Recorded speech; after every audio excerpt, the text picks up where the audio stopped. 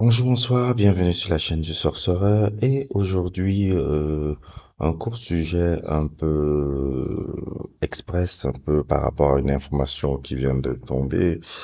Euh, Repose en paix Mario Zagallo. Qu'il repose en paix, je pense qu'il était déjà un peu âgé, il avait déjà 92 ans. Mais le monsieur que vous voyez sur la photo, c'est un grand personnage du football brésilien. Je ne pouvais pas ne pas faire court vidéo un peu pour rendre hommage à un personnage très important de l'histoire même du foot et du foot brésilien qui est pour moi, bon, le Brésil c'est le foot, hein. Les Anglais ont inventé le foot, mais ceux qui ont fait que ce sport soit si légendaire, c'est les Brésiliens et Mario Zagallo fait partie vraiment de l'histoire du foot de ce pays. Quelqu'un qui a été le grand joueur, quelqu'un qui a été un joueur euh, de Flamengo et de Botafogo, quelqu'un qui a gagné la Coupe du Monde par deux fois, que ce soit en 58 et en 62.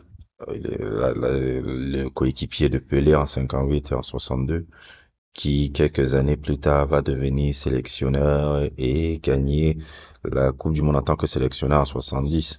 Mario Zagallo, c'est le football brésilien. C'est les plus grandes victoires du football brésilien. Le nom de Mario Zagallo revient tout le temps.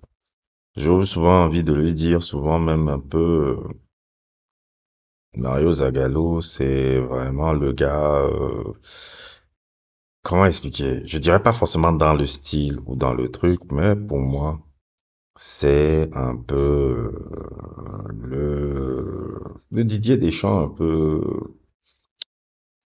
Le Didier Deschamps brésilien. Qu'est-ce que je veux dire par là? C'est-à-dire quelqu'un qui a toujours été des plus grandes victoires de l'histoire du foot de ce pays, du foot de son pays.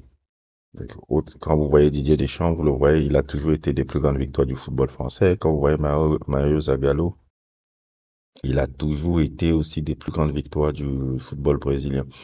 Même l'équipe de 94 qui avait gagné la Coupe du Monde, même si elle était dirigée principalement par Parreira, l'adjoint Mario Zagallo, Mario Zagallo était l'adjoint. Puis il y a l'équipe de 98 qui part en finale, l'équipe du Brésil qui part en finale et Mario Zagallo était le coach principal. 2002, il était encore dans le staff quand l'équipe gagne la Coupe du Monde, même s'il n'est pas là. Même s'il n'est pas l'entraîneur principal. Je crois qu'il est parmi les adjoints aussi, à côté de, comme Luis Scolari. Mario Zagallo a toujours été dans le football. C'est une pierre angulaire du football brésilien. Je l'ai pas vraiment vu jouer en tant que joueur, donc je ne sais pas exactement quel type de joueur il était, mais Mario Zagallo fait partie des gars qui ont toujours, comment dire, qui ont toujours été des grandes victoires du foot de ce pays. Et aussi, ce qui est magnifique avec Mario Zagallo, qui était aimé de tout, de tous les joueurs brésiliens. Qui est magnifique avec Mario Zagallo. Je crois que c'est le premier personnage du foot à avoir été joueur qui a gagné une Coupe du Monde et avoir gagné une Coupe du Monde en tant que sélectionneur. Je crois qu'il a été le premier dans l'histoire du foot à faire ça, avant qu'il ne soit rejoint quelques années plus tard par Franz Beckenbauer et maintenant aussi par Didier Deschamps qui est dans l'histoire du foot pour avoir aussi réalisé cet exploit-là. Donc, moi, j'aimerais vraiment rendre hommage à cette personne-là qui est vraiment important dans l'histoire de ce sport, qui est important dans l'histoire du football brésilien, qui est à connaître pour les jeunes générations. Parce que moi, comme je l'ai dit, mon père m'a transmis beaucoup de connaissances par rapport à ce sujet qu'est le foot. Je crois que je comprends qui est Mario Zagallo par rapport à mon père, parce que mon père m'en parlait tout le temps.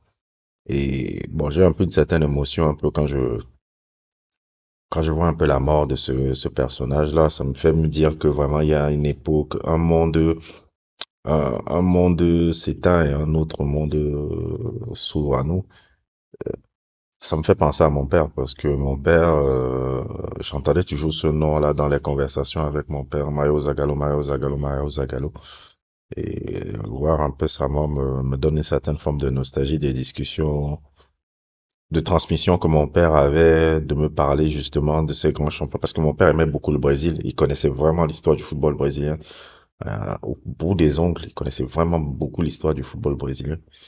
Et la mort de Mario Zagallo me rappelle un peu les conversations que mon père me donnait justement par rapport au football brésilien et par rapport à ces personnages. Donc j'aimerais vraiment le rendre hommage. Moi, je fais pas les rest in peace pour... Je fais pas les rest in peace pour faire c'est ma rest in peace, hein. Non, si je fais rest in peace, c'est que tu as été un personnage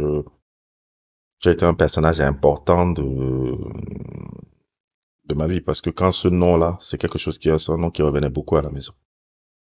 Et j'espère que sa famille puisse tranquillement faire le deuil un peu de cette personne-là. Et je crois qu'il va partir rejoindre tranquillement son meilleur pote là-bas et qui va tranquillement rejoindre son pote au paradis et passer du bon temps. Parce que c'est quand même un grand personne. C'est quand même un personne. Repose en paix, Mario Zagallo. Et merci pour tout ce que tu as apporté au foot. N'hésitez pas à liker, n'hésitez pas à vous abonner et à plus pour d'autres aventures.